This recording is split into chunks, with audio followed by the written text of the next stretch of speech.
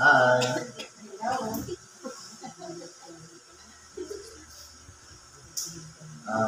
Sa pangalan po ng dakilang Panginoong Jesucristo, isang mapagpalang hapon po sa bawat isa. Nandito po tayo ngayon sa pagpapatuloy ng kaapat na linggo ng regular na kampanin dito sa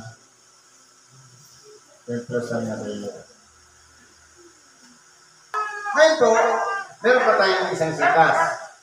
Sabi po sa Ebanghelyo ni Apostol Juan, Evangelista, Kapitulo 8, versikulo 12 hanggang 20. Ang sabi po, ganito, muli nga nagsalita sa kanila si Jesus na sinasabi, ako ang ilaw ng sanglibutan, ang sumusunod sa akin ay hindi lalakad sa kadiliman, kundi magkakaroon ng ilaw ng kabuhayan. Ngayon, kung pag-aaralan natin, ano po ba ang karakteristik ng ilaw? Siyempre, para magkaroon siya ng tanglaw, dapat meron siyang ilawan. Ngayon, yung pinaka-ilawan niya, yung katawan mismo ni Kristo. Na wala siyang ibang iniisip, kundi yung plano ng kanyang Ama na muli niyang maibalik sa Diyos ang lahat ng mga tao. Kaya ang niyang ginawa, basic, 12 alagad muna ang pinili niya. At doon sa 12 alagad, isa lang ang sinabi niya doon, follow after me. Sumunod ka sa akin. Ngayon, sinubo sila para mangaral ng salita ng Diyos, magpagaling ng mga may karamdaman, at ganun din, magtuloy sila sa mga tao lahat, dapat mabautismohan sa pangalan ng Ama, Anak, at ng Espiritu Santo. Kaya po, dahil doon mismo kay Kristo, nagmula yung pagiging daan o pamamaraan. Kasi ang ilaw o liwanag para sa mga tao na muling makabalik sa Diyos. Kaya siya yung tinatawag dito na ilaw ng sanglibutan. Ngayon, di ba kaya sinabi niya, sumunod ka sa akin. Ang sabi nito, ang sumusunod sa akin ay hindi lalakad sa kadiliman. Pero kung yung pagsunod kay Kristo, depende po yan sa ginagawa natin. Kasi kahit sabihin na natin, nangaral ka, makasama namin. Kumain kami ng ibinigay mong pagkain. O kaya nagpagaling ka sa gitna namin. Pagtaliwas naman ang ating ginagawa sa lahat ng halimbawang ginawa ng ating dakilang Panginoon.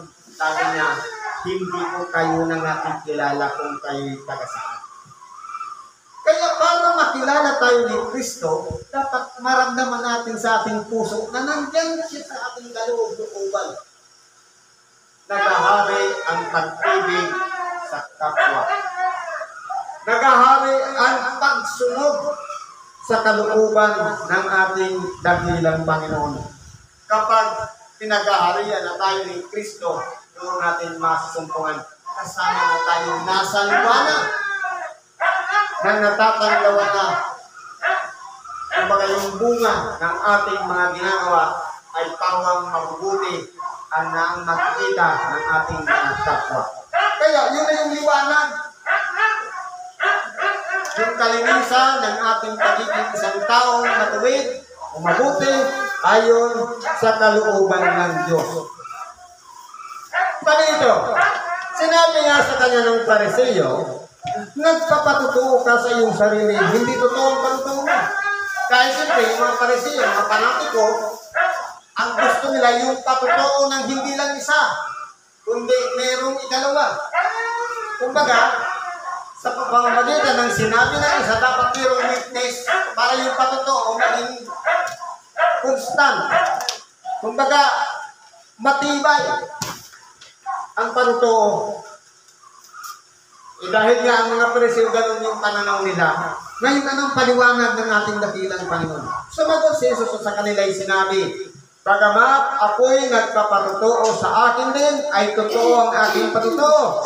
Sapagkat nalalaman ko kung saan ako nanggaling, at kung saan ako paruroon. Dapat hindi ninyo nalalaman kung saan ako nanggaling o kung saan ako paruroon." Tayo po, ang ating dakilang Panginoon, alam niya kung saan siya nanggaling. Mula sa labas ng sanlibutan, isang katawan ang inihanda para sa kanya. Doon siya mamumuhay bilang isang Mesiyas na siyang tinatawag na Kristo o tagapagligtas ng sangkatauhan. Kaya alam niya kung saan siya galing, alam niya yung pagpasok niya dito sa sanlibutan, alam niya rin kung saan siya babalik. Pero yung mga Pariseo, dahil panatiko, ang gusto nila, mayroong pruweba na nakikita ng mga mata na dalawa dapat ang magpapatuo. Si Kristo na nga mismo ang nagpapatuo. Ngayong mga gawa na kanyang ginagawa ay gawa ng kanyang mga ama o ng kanyang ama na patuloy na gumagawa hanggang sa ngayon. Kaya marami ang mga tao na kahit nasa kabigan na nagsisigaling, dahil ang ama patuloy na gumagawa sa pagpapagaling ng may mga karamdaman. Sa pagpapatawad sa mga nagkasala, lalong-lalo na yung mga nagbabalik loob sa Diyos. Binibigyan lahat ng Diyos. Kaya yung ama patuloy na gumagawa. Kahit ang ating dakilang Panginoon, ganun din. Nagpapatuloy siya sa kagawa sa pamamagitan ng aral na kahit saan man sa sanlibutan, ipinapangaral ang Ebanghelyo upang makarating sa lahat ng sulok ng sanlibutan sa buong sangkatauhan. Kaya naman sabi dito sa kasunod, sabi ng ating bakit, "Nagsisihatol kayo ayon sa laman, ako'y hindi humahatol sa kaninumang tao." Bakit po? Yung mga Pariseo kasi, meron silang pinagbabatayan dahil simple inaral nila yun. Bago ka maging Pariseo, dapat may master ka at 70 na laws o mga kautusan o tinatawag na mga batas. Yung panahon ni Moises, na kung sila panatiko, kailangan may master eh. Pag na-master mo yan, isa ka ng Pariseo. Ang problema lang sa Pariseo, panatiko o plastic o ipokrito. Bakit? Yung kautosan, sila ang tagapasunod, ini-implement nila para sundin ng mga tao, pero sila hindi kasali. Kaya tinawag silang ipokrito o hypocrites. Mapagpaimabaw na mapagpumwari yung kanilang mga sariling malilinis, pero sa kaloob-looban nila, mga mandarambong sila. Napakarami niyan ngayon. Mga pastor, na walang iba, pinapangaral nga ang kaligtasan, pero sa kabila naman noon, nagligtas ka na ng kaluluwa, meron ka naman tinatanggap na parang magbigay ka. Ano sabi ng ating dakilang Panginoon? Magbigay ang bawat isa ayon sa ipinasya ng kanyang puso, huwag mabigat sa loob. Paano kung tinuturo nga mismo ng pastor para ang tao obligahin na magbigay ng marami? Para lamang may sasangkatakutin pa, sasahan ang durungawan ng langit, na pinagkagamit pa yung mga aral na para lamang sa mga Israelita. Hindi naman tayo mga Israelita. Tayo nasa labas ng Israel. Hindi tayo kasama sa implementation noon. Kaya ngayon, ano nangyayari? Nalilinlang ang tao. Yun yung mga gawain ng mga Pariseo at na mapanlinlang. Na ngayon, ginagamit din ang aral o salita ng Diyos para manlinlang. Sila yung mga makabagong Pariseo sa panahon ngayon. Na inuobliga ang member magbigay pero sila hindi nagbibigay. Plastic pa rin. Sabi nito, oo, at kung ako'y humahatol, ang hatol ko'y totoo sapagkat hindi ako nag-iisa, kundi ako at ang Ama na nagsugo sa akin. Kaya po ang ating dakilang Panginoon, Ang pinagkatrabaho niya lang pagbaba dito sa ibabaw ng sanlibutan. Maibalik muli ang tao sa Diyos, ipangaral ang salita ng Diyos. Pero, hindi pa siya humahatol. Hahatulan ng tao ayon sa mga aral na kanyang ipinahayag. Uhusgahan ng tao, depende po sa paglabag, lalo na. Sabi nga, sakang nakakaalam na ng paggawa ng mabuti at ito hindi ginagawa, ito'y kasalanan sa kanya. May nakasalubong ka na humihingi ng limos, alam mo na yung paglilimos tinuro ni Kristo, pero nilipuan mo. Hindi pa gagawang mabuti yung maglimos, pero hindi mo ginawa, kasalanan. Nandito na yun, no? Bakit? Sabi nga, hindi ko na isusulat ang mga kautusan sa mga tapyas na bato, kundi ilalagay ko na sa mga pag-iisip ng tao at isusulat ko na sa kanilang mga puso ang mga kautusan sa makatuwid. Kung umiral nga yung habag para magbigay ka ng limos, pero umiral ito, wag mo, sayang. Ibig sabihin, nagsasala tayo at udyok lang dito. Dito kasi pumapasok yung udyok. Natatalo ito. Kaya po, ang ating dakilang Panginoon, nagpapatutuo siya sa kanyang sarili, kasama niya ang Ama na gumagawa. Oo, at sa inyong mga kutusan ay nasusulat na ang pagtotoo ng dalawang tao ay totoo. Totoo sa buhay ng tao. Kapag nagsalita ka lang mag-isa at wala kang witness, hindi ka paniniwalaan. Yan ang dito sa ibabaw ng sanlibutan. Pero si Kristo, nagsasalita siya, pinatutuhanan siya ng Ama. Isang beses, nung tanggapin niya ang bautismo mula kay Juan, nagpatutuo? Espiritu Santo na nagsasalita sa pamamagitan ng isang kalapating dumapo sa balikat ng ating dakilang Panginoon nang lumililim sa Kanya. Ano ang tinig na sinasabi? Ito ang sinisinta kong anak na siya kung ginalulugdan, siya ang inyong pakinggan. Hindi ba ka nagpatutuo na yung Ama patungkol sa ating dakilang Panginoon?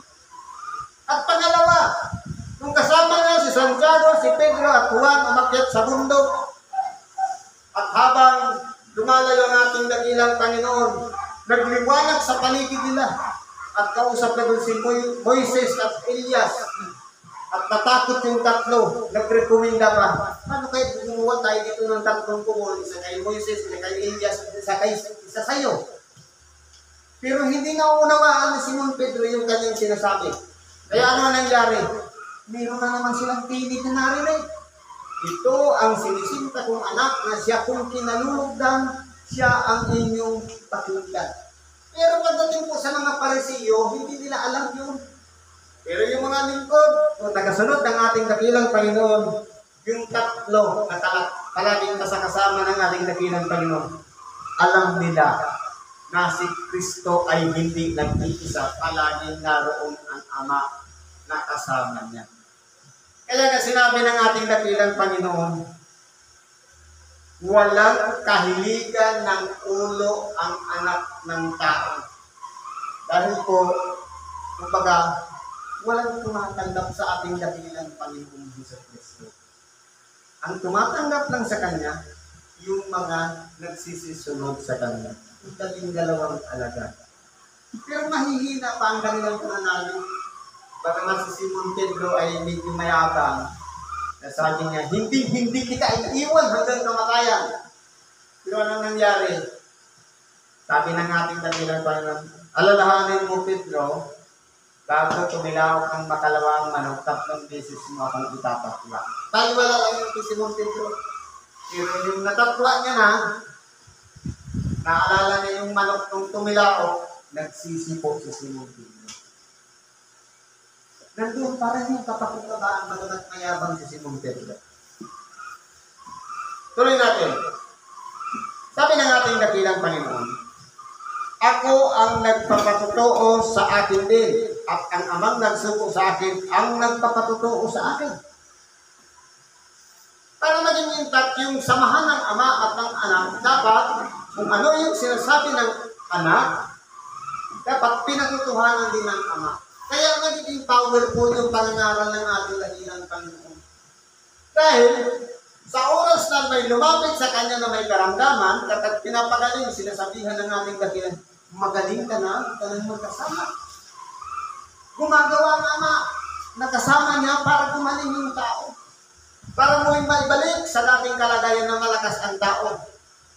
Mula sa pilay, nakakalagad dahil pinamalaya sila sa mga espiritong pilay. Yung piping espiritu na nandoon sa kaya nagpipi yung tao, pinalayas yung piping espiritu kaya nakapagsalita ang tao. Ganun napaka-powerful.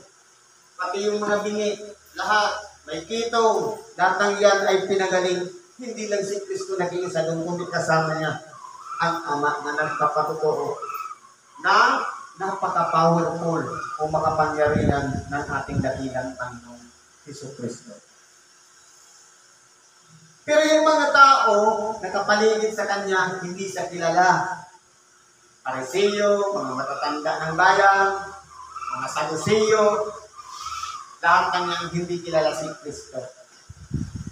Sino yung nakakakilala kay Kristo? Yung mga tao nasa kalagayan ng yung ang tawag inaalihan ng mga mababang espiritu. Anong sabi ng mga masamang espiritu? Ikaw na anak ng kataas-taasan, naparito ka ba upang kami puksain? Anong ginagawa ng ating dakilang Panginoon? Dahil kilala siya ng mga espiritu, sinasaway niya para huwag na magsalita. Ibig sabihin, mabuti pa yung mga masamang espiritu, kilala si Kristo. Pero yung mga tao na nakapaligid sa Kanya, naghahanap pa ng pruweba, naghahanap pa ng patutuo, na hindi lang siya magsalita, kundi mayroon kang isang magpapatutuo kay sa ating dakilang Panginoong Hesus Kristo. Kaya napakababaw ng kanilang mga pananaw. Sana po tayo, hindi ganun din kababaw ang pananaw, kundi mas lalo pang lumalim, dahil alam natin, gumagawa tayo, hindi lang sa gusto natin, kundi kasama natin si Kristo, pati yung aral niya. Kaya dalawa pa rin. Sabi nito, sa kanya guys, kanilang sinabi, saan naroon ang inyong ama? Sumagot si Jesus, hindi ninyo nakikilala ko, ni ang aking ama. Kung ako'y inyong makikilala, ay makikilala rin ninyo ang aking ama. Ibig sabihin, ang pagkakakilan lang kasi, dahil sila ay iisa sa pinaka-objective sa gawain at sa pagka-Diyos, kapag sinampalatayanan natin si Kristo, sinampalatayanan natin ang Ama. Kapag tayo'y sumunod kay Kristo, sumusunod na rin tayo sa Ama. Ngayon, paano natin masasabi na si Kristo lang ang pinapupurihan natin kasama natin ng Ama? Dahil ang Ama ay sumasa anak at ang anak ay sumasa Ama. Ibig sabihin, walang problema kahit si Kristo lang yung sambitin natin. Kahit yung mga pinagaling ng ating dakilang Panginoon, lumuhod kay Kristo. Ibig sabihin, yung honor na tinanggap ng pagsupok ng isang taong makasalanan sa harapan ni Kristo na lumuhod, katanggap-tanggap yun sa Ama. Dahil ang ating dakilang Panginoon mula sa sinapupunan ng kanyang Ama. Kaya yung reward o yung pagpapala o kapurihan ng kanyang anak na walang ibang ating dakilang Panginoon, kapurihan na rin ng Ama. Kaya ang ating dakilang Panginoon, pwede siyang turuan, pwede siyang sambahin. Pero yung mga anghel, hindi, sabi ng mga anghel, tinatan mong huwag gawin yan. Kahit yung nilhuran sa nihuman ng Evangelista, ako'y kapwa mo rin alipin. Isa lang ang dapat naluhugan, yung Diyos sa makatunid pa kayong Ama at ganun din ang kanyang buktong na ng ating sinasampalatayanan walang iba ang ating dakilang Panginoong Jesucristo. Lahat ng ito ay nasa pangyayari na sinasabi, sinilita niya ang mga salitang ito sa dakong kabanyaman na nagtuturo siya sa templo at walang taong humuli sa kanya sapagkat hindi pa dumarating ang kanyang oras. Kaya po ang ating dakilang Panginoon, idinadaan niya sa pagtuturo sa mga tao upang mabuksan ang mga kaisipan. Pero kung sarado talaga ang pag-iisip, katulad ng mga Pariseo, wala pong chance ang aral o turo ni Kristo. Katulad din natin, kahit na problemado ka, punong-puno yung isip mo ng pinagdaanan mo bago ka nakarating sa eskwela. Pagdating mo sa school, wala kang matututunan. Doon pa lang sa daan, nagkabusit-busit na yung buhay mo. Kumbaga, napuno yung utak mo. Maliban siguro kung isalin mo yung laman nun, i-request siya, magpahinga ka muna. Mag-silent ka muna kahit ilang minuto. Hindi mo nang pakinggan yung aral na tinuturo ni teacher. Katulad din ng isang baso, nakapagpuno ka ng aral, paano mo isisiksik ang isang aral doon? Okay, tanggalan mo muna ng lahat ng laman. Kawasan mo para maka-absorb ulit ng bagong aral o turo. Yan po ay mga halimbawa na dapat matutunan natin mag-adjust, magpahalaga sa bawat mga bagay na mahalaga. Lalo-lalo na yung mga aral o turo na natutuhan natin sa eskwelahan, sa pagsimba, at kung saan-saan yung paman. Yan ay nagagamit natin sa ating pang-araw-araw na pamumuhay. Siguro po hanggang dito na lang ang pakikibahagi natin sa oras na ito.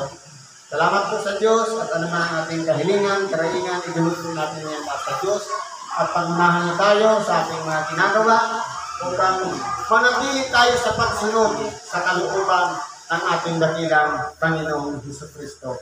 Pagsunod na rin sa kalooban ng Kanyang Ama. Salamat sa Diyos at magandang hapon sa bawat isa.